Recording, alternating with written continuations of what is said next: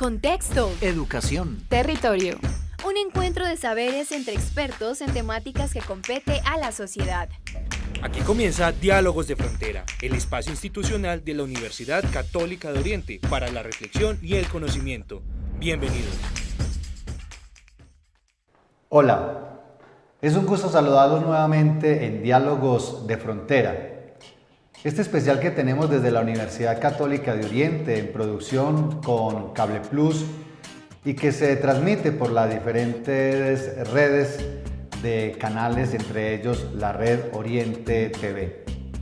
El día de hoy vamos a tener un tema bien interesante y tiene que ver con las etapas de desarrollo de nuestros hijos y a la vez esas etapas tienen que ver con los estereotipos que vamos creando o aquellos estereotipos que tal vez vamos siguiendo. Así que el programa de hoy está bien interesante y para ello tenemos unos invitados muy especiales. Padre Raúl, bienvenido nuevamente a Diálogos de Frontera. Jesús David, ¿cómo ha estado? Muy bien, Padre, aquí nuevamente al frente tratando de compartir esos temas tan interesantes. Me alegra nuevamente estar en este programa Diálogos de Frontera en este 2024 y con estos temas tan interesantes y a la vez tan especiales. Bueno, Padre, la cuota femenina está alrededor de Luisa Fernanda. Ella es nuestra directora del área de comunicaciones de la Universidad Católica de Oriente y también es la que nos ayuda en la dirección del programa Diálogos de Frontera. Luisa, bienvenida a nuestro programa nuevamente y qué bueno tenerla con nosotros. Hola Jesús David, Padre, ¿cómo está, profe? Yo dichosa de acompañarles una vez más en este espacio que propicia nuestra universidad para el territorio. Muy bien. Y el invitado que le tenemos el día de hoy es alguien que conoce muy bien el tema. ¿Por qué? Él es psicólogo de la Universidad Surcolombiana, es especialista en estadística y es magíster en desarrollo de la Universidad Pontificia Bolivariana. Tiene una gran experiencia académica en la docencia, en la investigación y actualmente se desempeña como docente en la Facultad de Ciencias Sociales en el programa de Psicología. Jesús David Mata. Bienvenido a Diálogos de Frontera. Un cordial saludo para todos y todas que nos visualizan desde los diferentes medios de comunicación. Agradecerle la invitación al profesor Jesús David y un cordial saludo para los compañeros que estamos en este programa. Así, queridas familias, el día de hoy vamos a conversar un poco sobre esos procesos que van viviendo nuestros hijos a partir de unas edades en particular. Pero también el profesor Jesús David nos va a ayudar a entender cómo vamos representando el tema de la identidad y los roles a partir de esas edades en particular. Pero también haremos algunas reflexiones en torno a lo que los medios nos presentan con relación a los estereotipos, algo que tal vez como familias nos asusta, nos da miedo. Así que vamos a ver el siguiente BTR que nos va a contextualizar el programa en el día de hoy y ya regresamos.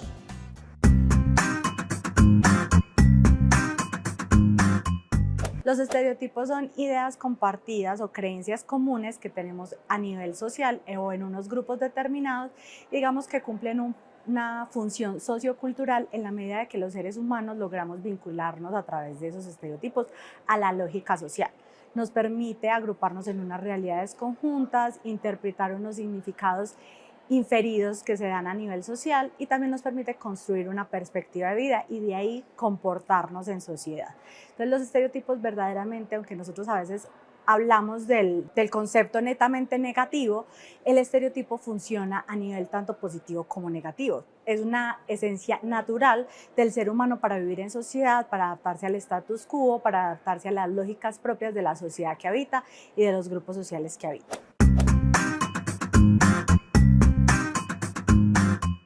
Hemos visto la nota la cual nos pone en contexto el programa en el día de hoy. Todas esas etapas de desarrollo, todos esos momentos que nuestros hijos e hijas viven dentro de la familia, pero que debemos entender. Y a la vez ellos cómo van generando una identidad a partir de su condición de varón, de mujer o a partir de aquella relación con los padres de familia y la relación con la escuela, pero también la relación con la moda, con los amigos, con las personas que están a su alrededor. Padre Raúl, qué bueno escucharlo para que nos abra y nos ponga en contexto antes de escuchar a nuestros invitados en el día de hoy en Diálogos. Muchas gracias, Jesús David. Yo quisiera iniciar en este programa citando a un autor que a mí personalmente me ha parecido bien interesante y es Romano Guardini. Romano Guardini es un pensador italiano germano que se ha hecho este tipo de preguntas acerca de la madurez en las diferentes etapas de la vida. Incluso hay un texto de él titulado así, Las etapas de la vida. Cada etapa se convierte en una antesala para la otra. Podría decirlo de esta manera: si el niño se comporta como un joven, es un inmaduro. Si el joven se comporta como un adulto, como un mayor, es un inmaduro. Por tanto, cada etapa corresponde a la madurez de acuerdo a su edad psicológica y biológica. En este mismo sentido, hay que hablar que el ser humano es un ser biopsíquico, pero a la vez es biológico y biográfico, como diría Julián Marías. Biológico porque hay un desarrollo biológico de su estructura biológica, pero a la vez hay un desarrollo biográfico o cultural. La biografía que tiene el niño a los 4 años no es la misma autoconciencia que tiene un joven a los 13, 14 o 15 años. Y la biografía que tiene un adulto no es la que tiene un joven. Por tanto, lo biológico y lo biográfico van manifestando una unidad.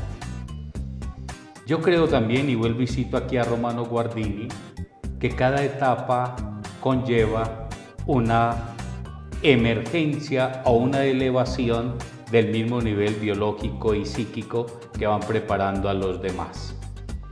En este sentido también planteo una cuestión bien interesante y es las preguntas que nosotros debemos hacer en el momento actual, porque esto nos va a ayudar. ¿Qué significa hoy en día ser niño? Porque anteriormente sí teníamos muy claro qué es ser niño. ¿Qué significa hoy ser joven? ¿Qué significa hoy ser mujer? ¿Qué significa ser hombre? Más aún, porque estamos introduciendo el tema de los estereotipos. ¿Qué significa ser hoy esposa? ¿Qué significa ser madre? ¿Qué significa ser esposo? ¿Qué significa ser padre? Y en este mismo sentido, ¿qué significa ser hijo? ¿Qué significa ser hermano?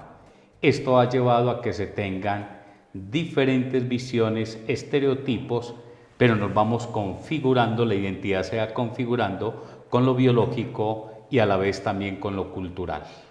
Gracias, Padre Raúl. Entonces aparecen, queridos televidentes y familias y los profesionales que nos ven en este momento, el tema de la identidad, el tema de la comprensión de los momentos y el tema de la congruencia frente a lo que estamos viviendo. Luisa, antes de darle la palabra a nuestro invitado especial, bueno, tú también eres muy especial, qué bueno que nos contaras a partir de lo que tú eres y de lo que tú vives y has vivido como mujer profesional el tema de la identidad, ¿no? Los seres humanos vamos transitando por diferentes modos y a medios, el padre lo decía, culturales, sociales, educativos, y nos van como moldeando y nos van haciendo ciudadanos del mundo con una claridad en la identidad de lo que somos. Yo creo que todos los seres humanos, cuando empezamos a desarrollarnos como personas, el primer estereotipo que uno tiene como referente son sus padres. En este caso, la mamá, en el género femenino. Y es que cuando uno está definiendo su identidad desde lo pequeño y por el relacionamiento tan estrecho que uno tiene con sus padres, uno empieza a querer replicar comportamientos, acciones o formas de ser de esa figura que para uno es lo máximo en su momento, y que más adelante uno se va a dar cuenta que de pronto tiene un poquito de esto, pero también uno conserva pues su esencia propia. En lo personal, cuando yo era pequeña, mi mamá es ama de casa, siempre lo ha sido, mi papá ha sido el que ha estado siempre pues fuera del hogar supliendo las necesidades. Veía a mi mamá trapear, barrer, sacudir y cocinar. ¿Qué hacía Luisa pequeña? Le compraron una escoba pequeña, una trapeadora pequeña y Luisa también sacudía y jugaba a la cocinita. Entonces pienso yo que un primer referente que uno puede tener desde la identidad de niña es querer parecerse a su mamá. A la medida del tiempo y que uno empieza a relacionarse y empieza a comprender que existen otras formas de uno vivir la vida, no desde la maternidad. Tengo una tía que es soltera, tengo una tía que es profesional y la veía llegar de trabajar siempre a las 6 de la tarde, se quitaba sus tacones, se quitaba su bolso y lo primero que yo hacía era ponerme sus tacones, ponerme en su bolso y taconear, ¿cierto? Ya le dije a mi mamá, cámbiame la trapeadora por unos tacones de princesa, ¿cierto? Ahí más o menos hasta los 7 años que uno empieza más o menos a identificar como eso que está surgiendo alrededor mientras uno se relaciona más con el exterior. Diría yo que son unos estereotipos que empiezan a marcar la identidad de uno. Gracias Luisa, porque de una manera muy linda y espontánea nos vas mostrando lo que el profesor Jesús David Mata nos va a explicar. Profesor, hay unas etapas del desarrollo y digámoslo que hay unas edades muy definidas y que presentan de modo general, llamémoslo algunas características que los padres de familia quisieran escuchar por parte suya y que le van a dar mucha paz. Cuando hacemos esos programas, queridos invitados, da mucha paz cuando uno, como padre de familia, alguien le dice, mira, eso es normal, eso es lo esperado. Lo no esperado podría ser esto, pero eso es lo esperado para la etapa, para el nivel del desarrollo cognitivo que tiene nuestro hijo, nuestra hija. Claro que sí, profe. Bueno, inicialmente quiero hacer referencia justamente al concepto de niño que difiere un poco de lo que hemos entendido por infante. Philip Aries, un autor que nos da unos datos históricos justamente sobre la invención de la infancia o de la niñez, nos muestra a nosotros cómo la representación de niño era mediada por la imagen de un hombre pequeño. Entonces, y eso se ve mucho en el arte barroco, en donde la representación de niño o el concepto de niño era asociado a un hombre pequeño. Ahora, históricamente hemos visto el concepto cómo ha evolucionado y paralelo a eso hay unas etapas del desarrollo que desde Piaget, Vygotsky podemos referenciar como las famosas etapas del desarrollo cognitivo. Es decir, de los 0 a los 2 años, Piaget nos apunta de que hay una etapa que se denomina sensorial-motriz y ahí es donde volvemos y especificamos que cuáles son los primeros maestros de un niño. Son los sentidos. Es decir, el niño experimenta, huele y va palpando y va identificando elementos de su entorno y los va ajustando a ese esquema que vamos a llamar una estructura mental en donde el niño va a procesar información del mundo externo. Entonces vemos que hay una etapa sensitiva en donde el niño todo lo va a tocar, todo lo va a oler, todo incluso lo va a morder. También el mismo Freud nos habla de unas etapas etapas del desarrollo psicosexual, en donde el niño tiene unos procesos en donde va experimentando con el entorno y paralelo a eso pues vamos hablando también de una maduración cerebral.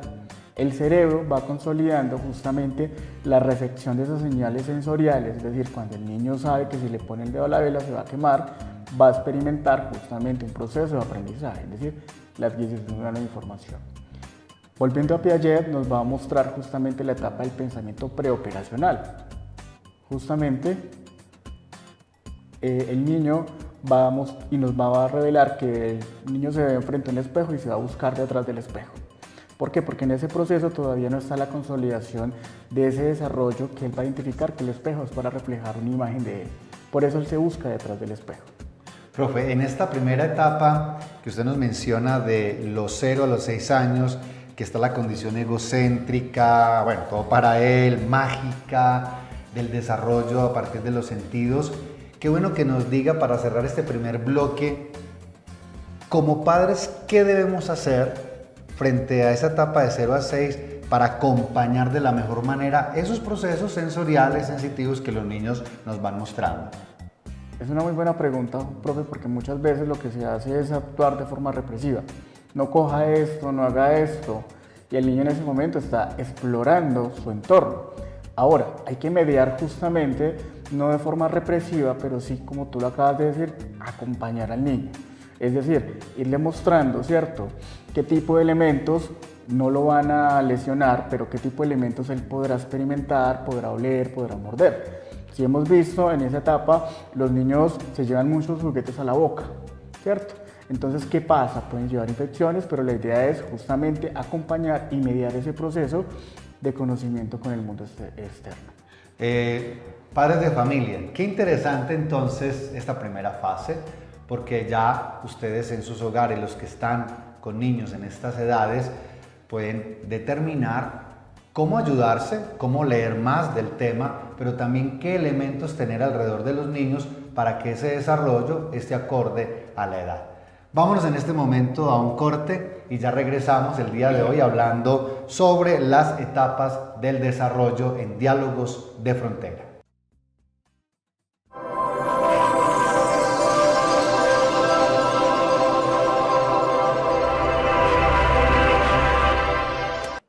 Universidad Católica de Oriente.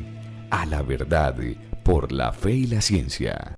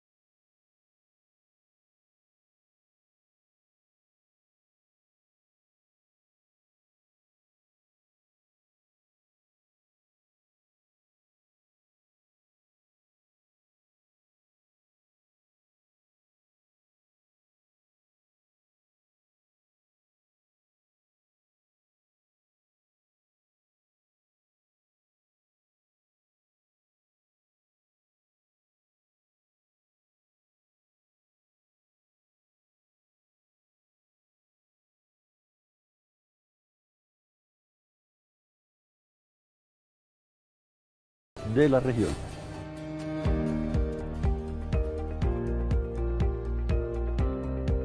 De esta manera, la UCO avanza como líder de transformación social, con procesos serios y responsables que buscan proteger la familia como un máximo valor de las comunidades y centro de la sociedad.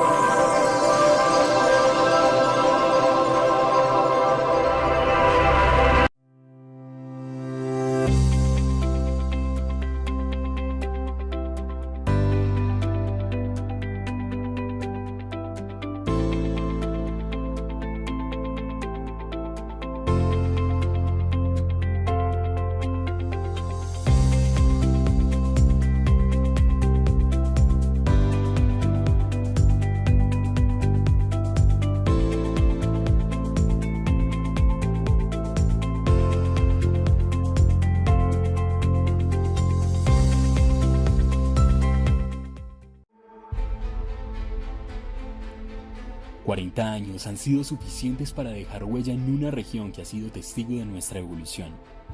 A lo largo de estas 4 décadas, la Universidad Católica de Oriente ha aportado desde la academia la consolidación de un territorio resiliente, que se preocupa por el desarrollo humano, empresarial, social y cultural, incentivando la esencia propia de su gente luchadora y emprendedora, que los hace únicos y protagonistas del crecimiento, progreso y futuro prometedor del Oriente Antioqueño. Ciencia, innovación, academia y extensión son los pilares por medio de los cuales se hace real la misión educativa de la universidad. El servicio a la persona humana y a la comunidad, comprometida con el avance científico y tecnológico, orientada a fortalecer aportes al desarrollo de la región del Oriente Antioqueño con proyección nacional e internacional. Con el sello de la calidad como soporte de nuestro servicio educativo, y luego de entregarle al mundo y a la sociedad más de 19.000 egresados en diferentes áreas del conocimiento, identificados por su calidad humana y vocación de servicio, somos conscientes de que el proceso formativo desde el ser fortalece los pilares de la sociedad para el cumplimiento de las metas propias y conjuntas que nos permiten crecer, soñar, actuar y evolucionar hacia un mundo más humano, incluyente y capaz de sobrellevar todas las realidades y salir triunfante de ellas. Hoy, la UCO continúa siendo fiel a los principios fundacionales que le han permitido su permanencia en el tiempo y ganarse un lugar especial en el corazón de cada uconiano que ha recorrido sus aulas de clase, propendiendo por comprender la universidad del futuro, la de los niños que hoy aprenden apenas a leer y que serán quienes en algunos años nos pregunten qué clase de universidad les preparamos. El Oriente Antioqueño anhela continuar cumpliendo el sueño de región hecho realidad, y mientras exista una mínima esperanza de realizarlo, seguiremos abriendo caminos, expandiendo fronteras, siendo intermediarios, protagonistas y actores de la proyección del Oriente Antioqueño por medio de la educación. Somos UCO. Somos UCO. Somos UCO. Somos UCO. Somos UCO.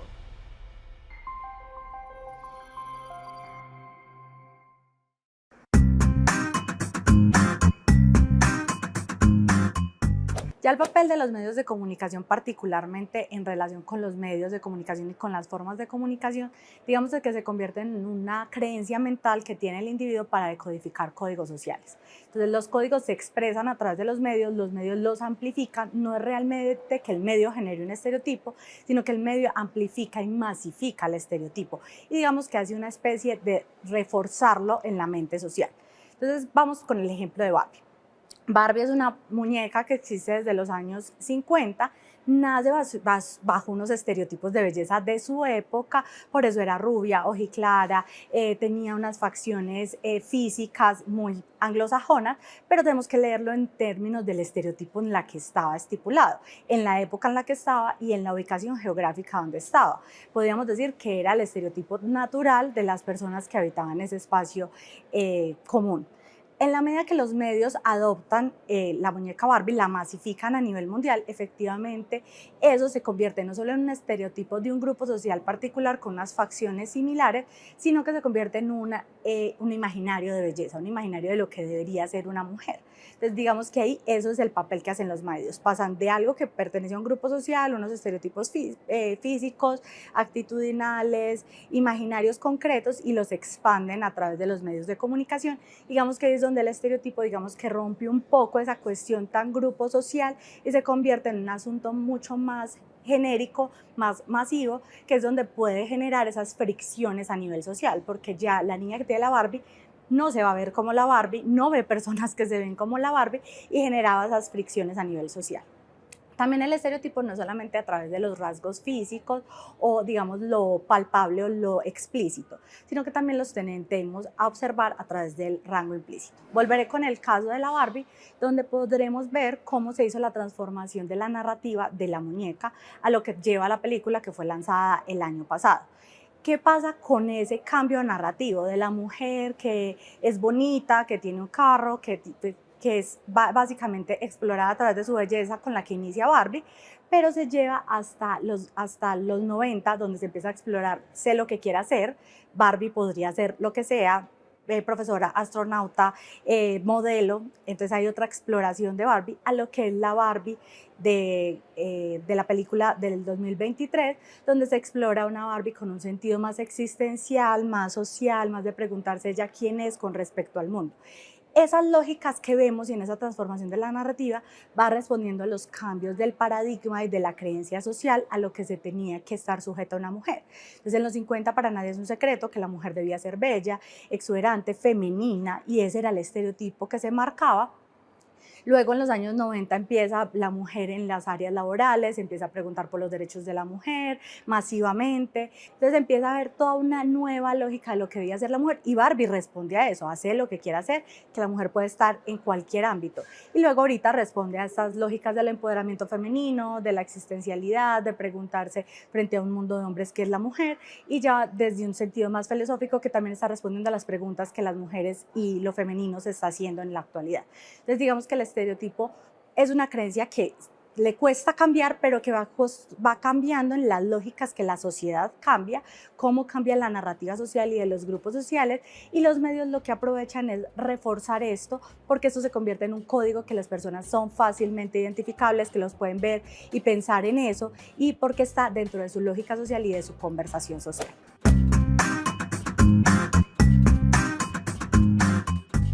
Hola. Seguimos en Diálogos de Frontera a través de una primera etapa de los 0 a los 6 años, la etapa del egocentrismo, del pensamiento mágico y simbólico. El día de hoy hablando con Jesús David Mata y con nuestra compañera Luisa Fernanda y el padre Raúl. Padre, a propósito de lo que nos explicaba el doctor de los 0 a 6 años, ¿qué elementos quisiera usted resaltar a este propósito? Gracias, Jesús David. Yo quisiera retomarlo desde el plano de la antropología filosófica. Hay un autor que Gleggin va a decir que el ser humano es un ser insuficiente. Un mamífero, un ternero, pues nace y ya es autosuficiente. En cambio, el ser humano es insuficiente porque él no va a vivir solo de los instintos, sino que necesita desarrollar su inteligencia.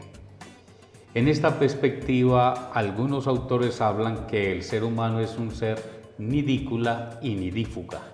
Nidícula tiene que estar mucho tiempo ahí en el nido al cuidado de sus progenitores, del padre y de la madre, pero a la vez también es nidífuga.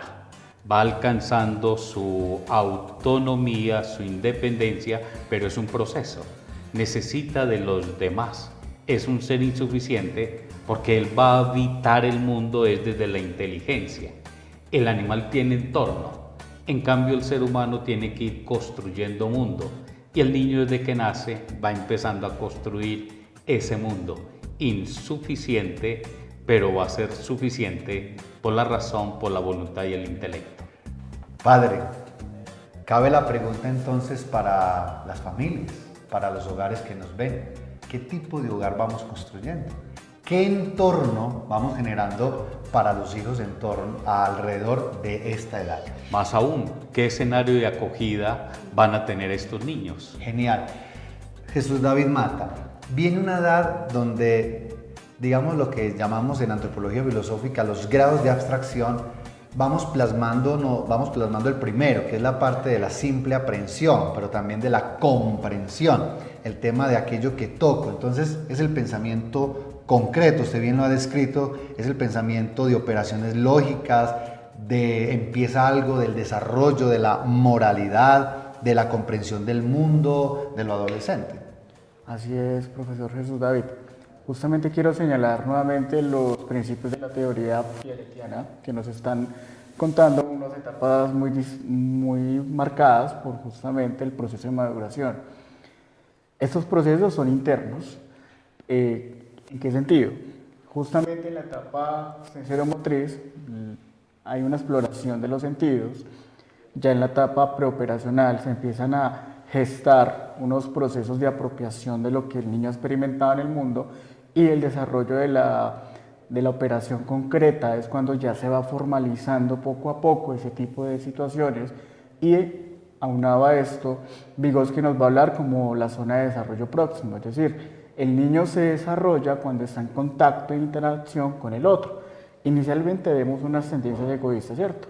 Esto es mío, mío, mío y mío. Entonces, en ese proceso de interacción, el niño va consolidando ese tema de relaciones interpersonales también y cómo se va desarrollando en relación con el otro.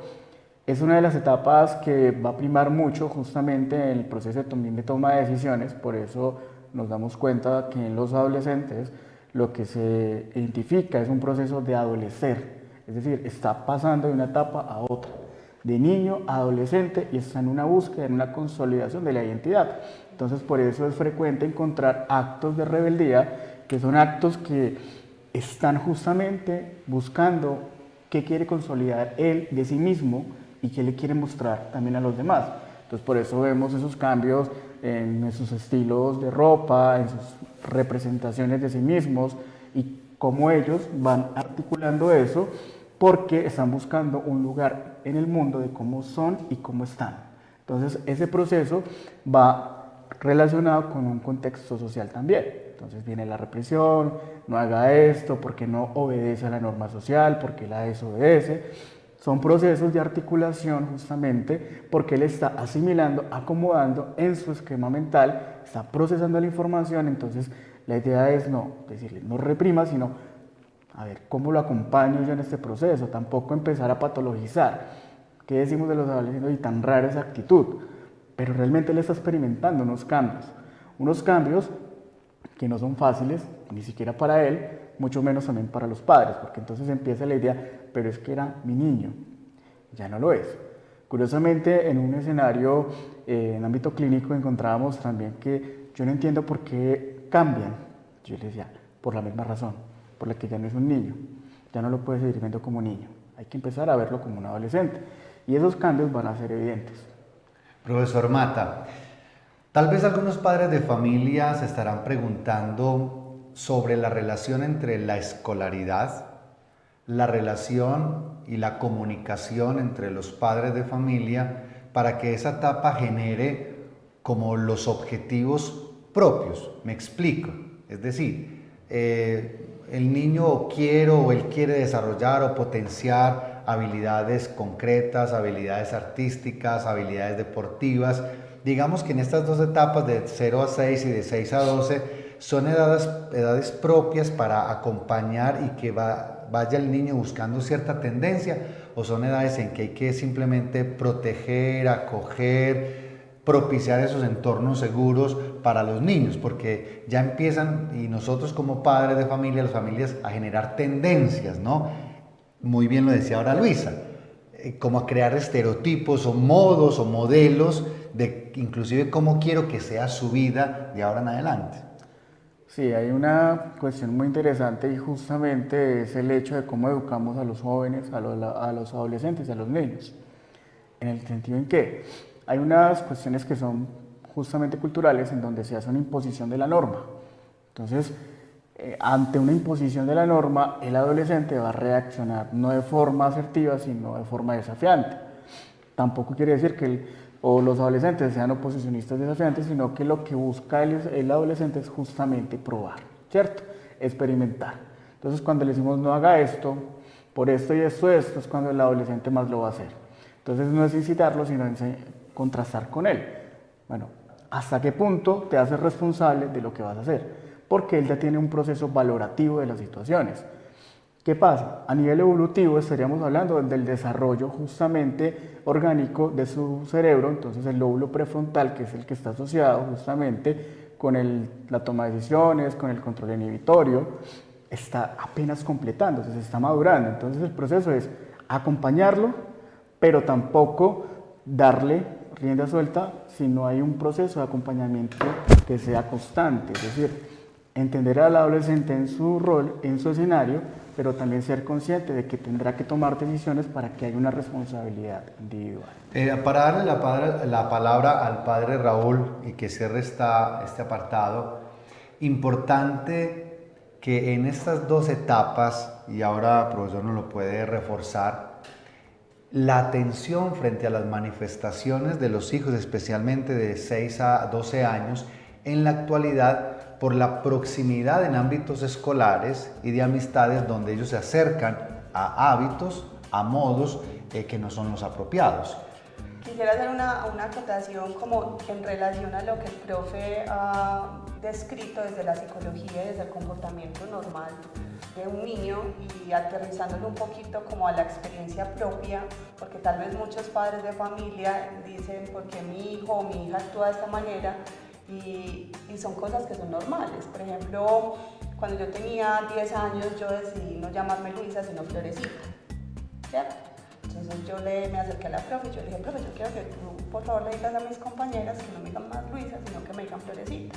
En esa época, Aterciopelados estaba muy de moda.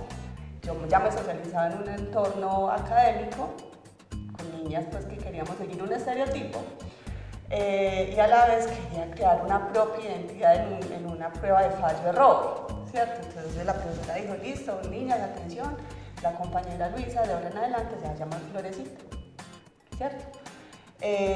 Por ahí se encontraban mis compañeras con mis tías y mis familiares y le decían, usted es la tía Florecita, usted es el papá de Florecita, ¿cuál Florecita? Ella se llama Luisa, pues, ¿qué es eso tan extraño, cierto? Yo misma, a medida que fui creciendo, me di cuenta, pues, que estaba viviendo una etapa muy normal, que gracias a Dios me cambié de ciudad y dejé de vivir donde vivía, pero... Ya no Florecita, ya no es Florecita. Pero digamos que son cosas normales que están ocurriendo, pues, en la vida del ser humano. Y hay un término que a mí me causa gracia, pero que yo lo viví y que veo, por ejemplo, a mis primos que están pasando por la adolescencia, es que, ay, no, es que él es un aborrecente. Está pasando por la etapa de la adolescencia, sí, es que uno, mientras se define, mientras encuentra cómo cuadrar o cómo estar en el mundo, es una cosa muy compleja.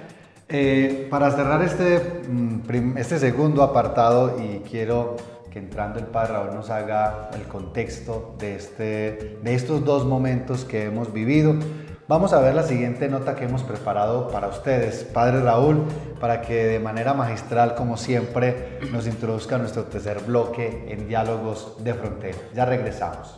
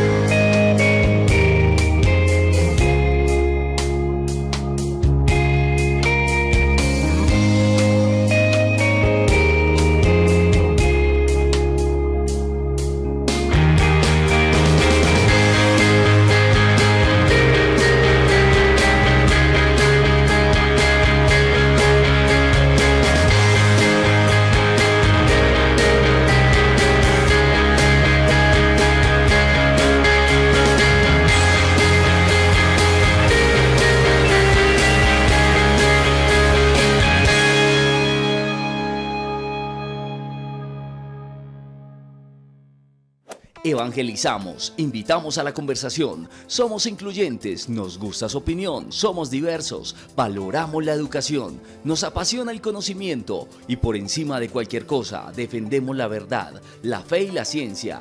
Somos la Universidad Católica de Oriente. Infórmate sobre nuestros programas 569-9090 o www.uco.edu.co.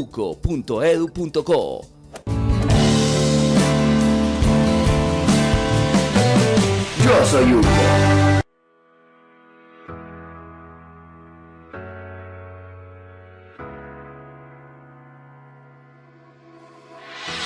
Mi misión es enseñar. La UCO me inspira a hacer mi trabajo con amor. Trabajar en la UCO, una experiencia única. Hola, soy Asdrúbal. Los invito a conocer esta institución, una universidad de puertas abiertas. Si quieres un lugar donde cumplir tus sueños, este es el indicado. Porque los que aquí trabajamos hacemos hasta lo imposible por cumplir los sueños de los jóvenes de la región. Aquí sabemos que cada uno es especial y nos esmeramos porque así lo sientan. Yo creo que con mi sonrisa reflejo lo feliz que me siento de trabajar en la Universidad Católica de Oriente. Llevo 27 años en la UCO y estoy feliz como si fuera mi primer día. Ver a los jóvenes crecer y formarse como profesionales me alegra el alma. Es mi primer empleo y quisiera permanecer siempre. En la universidad he crecido, hace parte de mi vida. La UCO, con orgullo, la UCO. Y si tu inspiración es realmente enfocada en el servicio, este es el sitio donde debes estar. Universidad Católica de Oriente. A la verdad por la fe y la ciencia.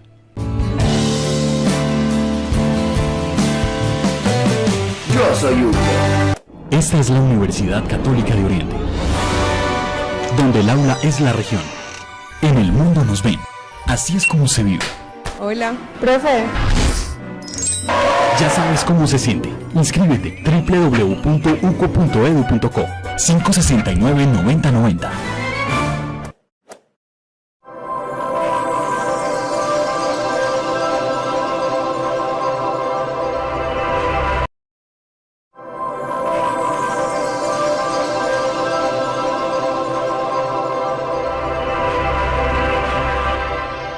Esta es la Universidad Católica de Oriente, donde el aula es la región. En el mundo nos ven. Así es como se vive. Hola. Profe.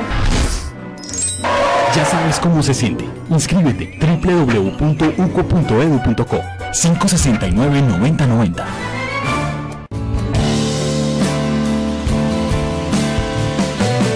Yo soy Hugo.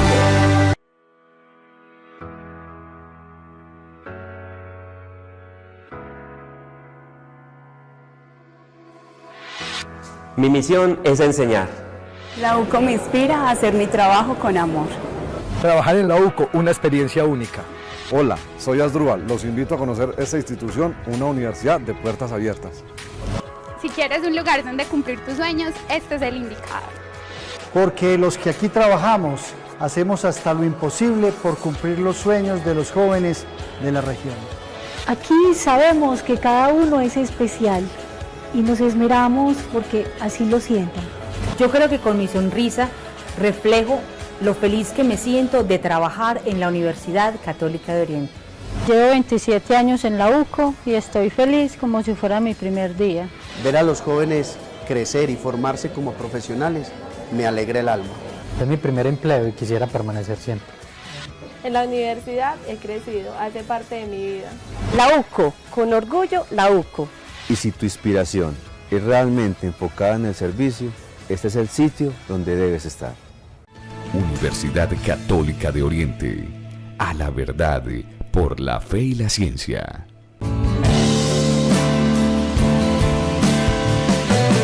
Yo soy Hugo.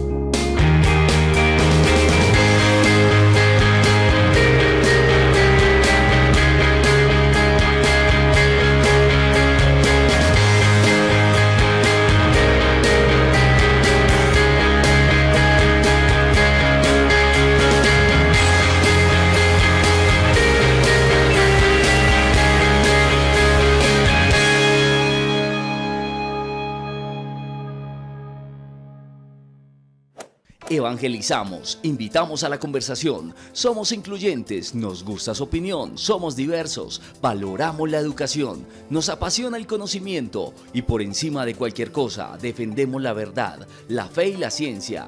Somos la Universidad Católica de Oriente. Infórmate sobre nuestros programas 569-9090 o www.uco.edu.co.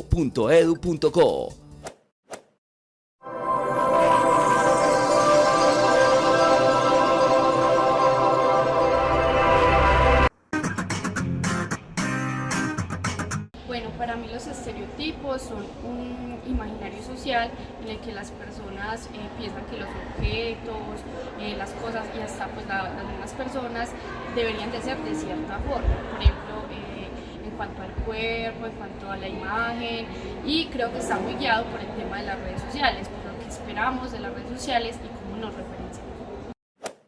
Bueno, para mí los estereotipos son construcciones sociales que se adquieren como a un grupo o a una sociedad, y esto se puede ver positivo o negativamente, depende del contexto en el cual se pueda ver. Los estereotipos de los que más he escuchado son estereotipos de género, religiosos, culturales y de clase. Bueno, para mí un estereotipo es un imaginario que crea la sociedad a través de sus relaciones, la creación de significados y el contexto en el que están inmersos. Saludamos a las familias que en este momento se vinculan a nuestro programa de Diálogos de Frontera. El día de hoy hablando sobre las etapas del desarrollo. Ya hemos dado algunas características las cuales como familia nos ayudan a entender cómo manejar, cómo acompañar y cómo generar en la familia un entorno para que nuestros niños, nuestros jóvenes, digamos que desenvuelvan todas sus capacidades de la mejor manera. Padre, entramos a la tercera parte de nuestro programa para introducir los estereotipos, pero qué bueno escucharlo porque usted en el bloque anterior quería dejarnos unas ideas generales de lo que veníamos conversando. Sí, precisamente cuando estaban hablando ustedes me recordaba del pensador Jean-Paul Sartre, que tiene una expresión bien interesante que nos ayuda a ampliar esto que estamos hablando. Él tiene un cuento que se llama La educación del pequeño jefecito, y donde a él lo van metiendo en un estereotipo, incluso hay un momento en que lo visten de florecita, le van poniendo un mundo de cosas, pero él se siente bien, otras veces no se siente bien, y al fin termina siendo otra cosa. Con esto quiero decir, y retomo a Jean-Paul Sartre con esta expresión, él dice que somos lo que hicieron con nosotros los primeros 7 años. Pero a la vez también uno podía responderle a Jean-Paul Sartre, somos lo que hacemos nosotros con lo que hicieron con nosotros los primeros 7 años, porque hay un paso por nosotros, por la reflexión. Entonces sí, hay una influencia de los otros en nosotros, pero hay una reflexión de nosotros sobre nosotros en este sentido. Retomando a Ortega y Gasset, que no me puede faltar en muchos escenarios, y es, yo soy yo y mis circunstancias. Yo soy yo y mis padres, lo que hicieron conmigo, yo soy yo y mi entorno, yo soy yo y todas estas realidades que se me presentan. Incluso en el momento en que se va formando la persona hemos hablado de la familia, de algunas personas, y un literato hace esta clasificación que es profunda y ayuda a ampliarnos este tema. Está la crianza, que pertenece a la familia, está la formación que se hace en la calle, incluso la calle saca callo. El niño entra y empieza a discutir con los otros, a jugar, interactuar con los otros, y ya sabe que eso no existe él. Su mundo de ego ya queda herido. Y lo tercero, existe la educación, que lo va haciendo lo de las escuelas. Entonces la persona se va formando en la crianza, en la formación, la calle, y en este último aspecto de las instituciones. Yo soy yo y mis circunstancias, las personas, somos lo que han hecho con nosotros los primeros 7 años, pero lo que yo hago con eso que hicieron conmigo. Gracias, Padre Raúl. Profesor Mata, en esta última parte de nuestro programa, después de escucharlo, y ya Luisa nos marcaba, y el Padre Raúl, bueno, eso de los estereotipos, ¿qué es? ¿Cómo funcionan? ¿Y qué le podemos decir a las personas que nos están viendo en este momento? ¿Qué son? ¿Son malos? ¿Son buenos? ¿Eso se debe? ¿Nosotros marcamos pautas, estereotipos para nuestros hijos? ¿Cómo debe ser el manejo frente a esto en la familia? Bueno, profe, justamente hay una tendencia muy marcada sobre el enfoque de género. Los estereotipos se comprenden como esas imágenes, esas ideas de una población. acerca justamente también de los roles que cumplen las personas en una sociedad. Entonces vemos los diferentes roles de género a partir de lo que nos han mostrado culturalmente, ¿cierto? Ya lo manifestaba incluso Luisa con el proceso de esto debe hacer una persona que se identifique con tal tipo de género. Pero entonces encontramos médicos, científicos, que no necesariamente tienen que orientarse por su género, sino por sus capacidades y habilidades. Ahora, ¿qué podemos denotar? Los estereotipos, al ser una imagen o una idea general de lo que nos han mostrado, es decir, los hombres deben ser hombres porque son así, las mujeres son así. ¿Qué sucede? Hay una fuerte discusión con el enfoque de género. Entonces ya no es binario, sino que hay muchos más géneros. Pero entonces, ¿cuál es la representación que nos brindan a nosotros a nivel social de cada uno de los roles a nivel profesional? Entonces, ¿hacia dónde queremos enfatizar? ¿Hacia dónde queremos orientar al adolescente que dice, hoy quiero estudiar medicina, pero en 2 años dice, no, me di cuenta que no es lo mío? ¿Cierto? Entonces, justamente es identificar esas preferencias vocacionales a partir justamente de esos estereotipos que ven. Vemos muchos estereotipos acerca de la mujer, ¿cierto? Entonces la mujer debe ser esto, debe hacer lo otro, tradicionalmente debe estar en la casa, debe suplir a los hijos, y el varón o el hombre debe ser el que sustente el hogar. Ahora, veamos actualmente las tendencias, la presencia de la mujer en los diferentes escenarios académicos científicos, ¿cierto? También el rol del hombre, del que se identifique como hombre masculino, bueno, como lo quiera definir, pero a partir de allí nosotros vamos consolidando justamente también esa información de lo que nos han brindado el entorno más próximo, la familia, los amigos, la academia, y justamente es empezar a cuestionar todas esas imágenes o esas ideas que nos van mostrando. Luisa Fernanda. Yo creo que la actualidad ya tiene muy marcada esa aceptación del otro en su esencia, en cómo es, y no basándose tanto en los estereotipos que tradicionalmente estamos acostumbrados a ver. En mi época satanizaron mucho cuando en el colegio quise jugar fútbol, porque las mujeres no jugaban fútbol. Ahorita tenemos una selección de fútbol femenina que está haciendo el orgullo nacional, cosa que no han hecho en este caso los hombres. Pero digamos que más fácilmente vamos comprendiendo las dinámicas y cómo va evolucionando este asunto.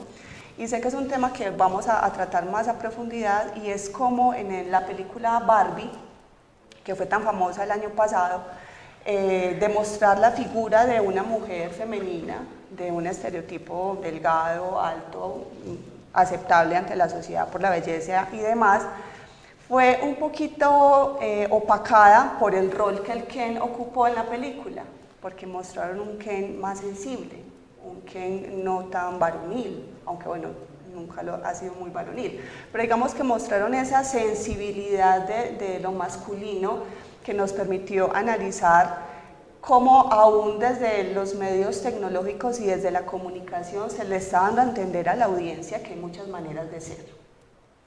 Qué interesante, Luisa Fernanda, por lo siguiente, porque está totalmente alineado a lo que el profesor Mata y padre Raúl, qué bueno que nos cierre este bloque con ello, y es mirar a las personas a partir de sus capacidades. Es decir, tenemos muchos valores, tenemos muchas cualidades que no están sujetos a un asunto de la sexualidad, ¿sí? O en este caso, como lo llaman algunos, al tema de la identidad sexual.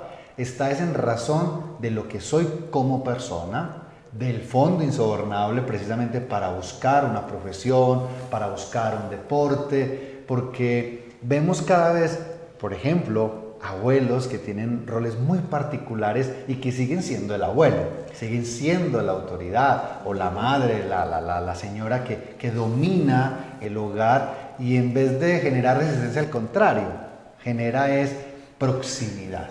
Sabes que me parece curioso que cómo esas generaciones adultas tratan de encajar un poco más en un tema que alguna vez se va a tocar en ese programa, la inteligencia artificial. Por ejemplo, mi abuelo abrió Instagram y en estos días me estaba diciendo, ¿cómo es eso el TikTok? Porque también se da cuenta que nos vamos quedando atrás en esa evolución tecnológica y quieren encajar en unos estereotipos juveniles que tal vez ellos dicen, a mí ¿por qué no me tocó y quiero estar? Así es. Padre Raúl. Y Con respecto a lo que ustedes vienen hablando, pues hay una primera conclusión que es importante decirla y es: la naturaleza del ser humano no es fija, sino que es una naturaleza abierta. Es una naturaleza abierta, pero dentro de esta naturaleza abierta sí hay un diálogo, digámoslo así, no un diálogo fijo, pero sí un diálogo abierto entre lo biológico y lo cultural. Cuando en algunos momentos lo cultural va en contra de lo biológico, pues podemos caer en una cierta deshumanización, pero ahí hay una unidad. Me parece interesante el tema, que muy bien lo dijo el profesor Mata, es un enfoque de género, porque, digámoslo así, el enfoque de género en algunos puntos también puede llevar a discriminar. Entonces, un enfoque de género puede decir: en esta empresa necesitamos 10 ingenieras, pero no están preguntando si necesitamos 10 personas que sean competentes, por el enfoque de género. La de aquí es que sea competente, sea mujer o sea hombre, pero lo importante aquí es que sea competente. Entonces, ahí hay un enfoque de género. Otra cuestión es la equidad de género, otra cuestión es la teoría de género, y otra es la ideología de género. La ideología de género es esa mirada parcial con fines pragmáticos tanto de lo masculino como lo de femenino. La equidad de género pues tiene que ver con el tema de justicia. Incluso Aristóteles, cuando dice, muy amigo de Platón pero más amigo de la verdad, lo que Aristóteles quería organizar o lo que quería organizar es el concepto de justicia, porque la justicia todo era igual, pero aparece el concepto de equidad. Y en este concepto de equidad, pues la biología de la mujer y la biología del hombre son distintas, pero no significa que sea una oposición, y por tanto hay que mirar unos puntos para la equidad de género. Entonces, el enfoque de género nos ayuda a tener una mirada amplia. El tema de la teoría de género, que puede llevar a esa ideología de género, pero no es el tema que más adelante va a mirar, es el abrir lo binario, lo masculino y lo femenino, y ahí sí hay un problema, porque entonces se van dando todos esos procesos a lo que Judith Butler va a decir más Q, que significa todo lo raro y todas las otras posiciones. En el momento entonces que se quiere abrir lo masculino y lo femenino para darle cabida a otras cosas. Padre Raúl, al escucharlo se venía, esto es una invitación para todas las personas que nos ven, y es abrir los espacios de participación, de encuentro cultural, de oportunidades laborales a partir de lo que somos como personas. Cuando estas personas entran en interrelación, ya lo social, lo cultural, empiezan a manifestar a partir de su sexualidad, de su intimidad, pues aquello que les es propio. Pero el Padre Raúl hacía muy bien la distinción, no ideologizar o caer en unos movimientos oscilatorios, sino siempre pensar en que todos los seres humanos tenemos las mismas oportunidades, tenemos las mismas capacidades, y que dentro de la familia precisamente vamos desplegando esas potencialidades para ser más y mejores ciudadanos. Estamos en Diálogos de Frontera el día de hoy hablando sobre etapas del desarrollo y estereotipos. Ya regresamos.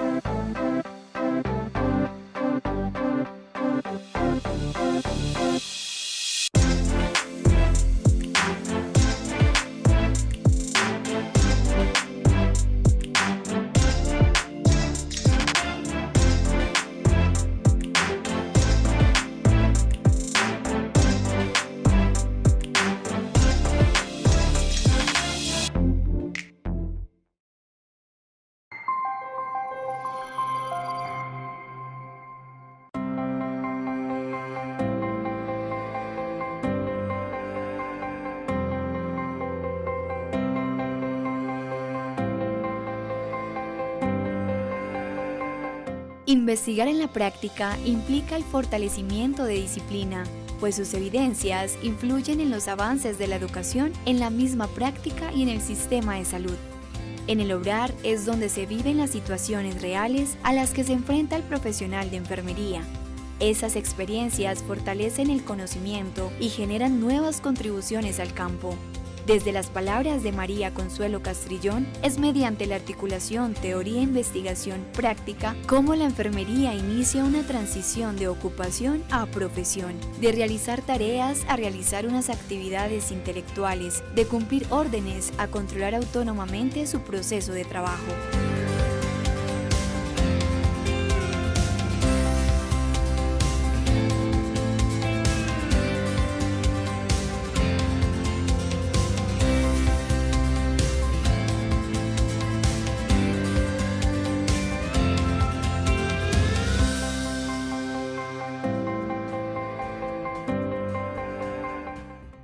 El tiempo corre y hemos llegado al final de nuestro programa de Diálogos de Frontera. Hemos estado descubriendo un poco esto de las etapas del desarrollo cognitivo, pero también el tema de los estereotipos, esos modelos, esos referentes que vamos teniendo a lo largo de nuestra vida y que tal vez van marcando nuestro proyecto. Vamos a escuchar entonces a nuestros invitados para que nos den su conclusión el día de hoy. Jesús David. Bueno, gracias, profe. Justamente quiero concluir este proceso con algo que mencionaba Luis acerca de la película Barbie. Allí podemos hacer un análisis psicológico desde lo cognitivo muy amplio, sobre todo por los esquemas mentales que se activan justamente en esa representación que nos ofrecen en esa cinta justamente acerca de la mujer. ¿Qué implica eso? Hay una activación de esos esquemas mentales, de esas estructuras que hemos construido a lo largo de nuestra vida y vamos viendo y podemos identificar, ¿cierto? En el caso de Barbie estereotípica, ¿cómo es ella? Rubia, tez blanca, ojos azules. Y paralelo a eso también podríamos hablar de los famosos sesgos cognitivos que se nos van presentando, que se van generando justamente a partir de unos elementos muy puntuales. El sesgo confirmatorio, es decir, buscar información de así debe ser la mujer estereotípica. También se nos presenta el efecto Halo, que es empezar a juzgar justamente el rol de este personaje principal dentro de ese relato cinematográfico, y también el efecto Primi, es decir, cómo a partir de la exposición de un estímulo se pueden producir justamente se puede generar una replicabilidad de lo que se vio para relacionarlo con otro. Entonces, la Barbie cumple estas características, tiene esas características estereotípicas, entonces consideramos que todas las Barbies deben tener esos rasgos, ¿cierto? Pero ahí entra justamente una discusión fuerte acerca de vemos a una Barbie que es estereotípica, pero también vemos a una Barbie que es científica, otra que desempeña otro rol y así sucesivamente. Entonces los estereotipos se vienen convirtiendo justamente en esas imágenes que nos han vendido y que incluso hemos construido en el proceso de interacción social. El arqueotipo es un concepto que hay que tener muy claro y es acerca de cómo es el deber ser, ¿cierto? Hacia dónde o qué deberíamos ser, pero en esencia es justamente volver a evaluar, porque eso puede generar tendencias subversivas, es decir, cuestionar fuertemente esos estereotipos que nos han fundado desde nuestra niñez hasta la adultez, incluso hasta la etapa ya de madurez mayor. Muchas gracias, profesor Jesús David. Luisa Fernanda. No, yo puedo concluir diciendo que pues nadie se choca dos veces con la misma persona, estamos en constante evolución, hay que saber leer esos estereotipos, por qué nos sentimos o no identificados con ellos, y a medida que vamos identificando estos patrones o estas tendencias en nuestros hijos, pues comprender el porqué, para saberlos orientar o para saberlos aceptar. Muchas gracias, Luisa. Padre Raúl, llegó el momento de terminar nuestro programa. Qué bueno que usted nos haga pues la conclusión general y en particular hacer la claridad cuando ahorita tras cámara nos hablaba de enfoque y de ideología y el tema de los estereotipos. Bueno, a través del programa hemos trabajado ese concepto de identidad y el concepto de identidad no es una cuestión discontinua, sino que es continua la identidad. Una persona que esté cambiando de identidad constantemente es un problema porque no tiene un asidero, no tiene una base. Entonces la identidad es continua, por llamarlo de alguna manera. Continua, eso va llevando, y en esta identidad colaboran en la configuración de la persona, pues están las otras personas, está el ambiente cultural y está la educación, lo que decíamos, crianza, formación y educación. Con respecto al tema del enfoque de género, pues puede tener una dificultad. Si el enfoque de género todo lo voy a ver desde la mujer que ha sido víctima o que ha sido oprimida, o del varón que siempre ha sido patriarcal, puede llevar a un sesgo. Ese enfoque de género hay que saberlo llevar para no caer en ningún sesgo. Por ello la mejor expresión es una equidad de género, porque es una rectificación a la justicia. Hay unos conceptos de igualdad, pero hay unas diferencias en el concepto de igualdad. Hombre y mujer diferentes, hay una equidad. No podemos desconocer que Occidente ha sido una cultura patriarcal y que necesita hacer una equidad de género hay que hacer unos cambios en muchos aspectos. El otro problema que se puede presentar y que ya lo habían empezado a esbozar es que queremos dividir ese concepto de la sexualidad masculino y femenino con respecto al rol de género. Entonces, por un lado el género, por otro lado la parte sexual masculina y femenina. Entonces se crea aquí una división, un dualismo que no debe ser así. Con respecto a los estereotipos, hay un pensador romántico que a mí me parece bien interesante. Novalis dice: cuando desaparecen los dioses, aparecen los fantasmas. Entonces, cuando desaparecen también los referentes, van apareciendo una serie de fantasmas. ¿Qué tipo de fantasmas, qué tipo de estereotipos estamos poniendo para los niños, para los jóvenes, para la sociedad? Ya el profesor Mata y Luisa decían qué estereotipo de la Barbie se está presentando para la generación, que la Barbie fue creada en el año 50, qué generación se está presentando, qué modelo de mujer. Entonces va a aparecer la modelo de mujer profesional, pero no el modelo de mujer madre y esposa. ¿Y con qué, en qué tipo de relación? Entonces no es que solo profesión y su identidad también femenina, digámoslo, su vocación a la maternidad, su vocación a la esponsabilidad, en todos estos puntos riñen, no, se puede dar una unidad. Y lo otro, yo creo que no podemos entrar en este otro tipo de marxismo, que si primero era el proletariado en contra de los capitalistas, ahora entonces es las mujeres o el feminismo en contra del patriarcado o la masculinidad. No se puede plantear esa lucha de clases, pero sí que hacer unas correcciones para que tanto lo masculino, lo femenino, la paternidad y la maternidad, la esponsabilidad y lo masculino, todo puedan como presentarse en propuestas de vida, pero no en esa lucha, sino armonizando. Gracias, Padre Raúl. Queridos televidentes, hemos llegado al final de Diálogos de Frontera. Agradecemos a Cable Plus y a la red Oriente TV y al Departamento de Comunicaciones de la Universidad Católica de Oriente, así como a la Facultad de Teología y Humanidades por medio del Departamento de Humanidades, Familia y Bioética, quienes estamos al frente de este programa.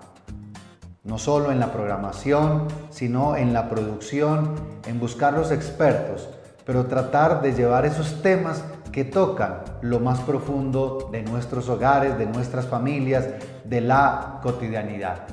Esperamos que el programa haya sido de su agrado y nos vemos dentro de 8 días porque tenemos un especial bien interesante para ustedes. Luisa, Padre Raúl, Jesús David, muchas gracias por estar en Diálogos de Frontera y a todo el equipo de producción, que pasen un buen día.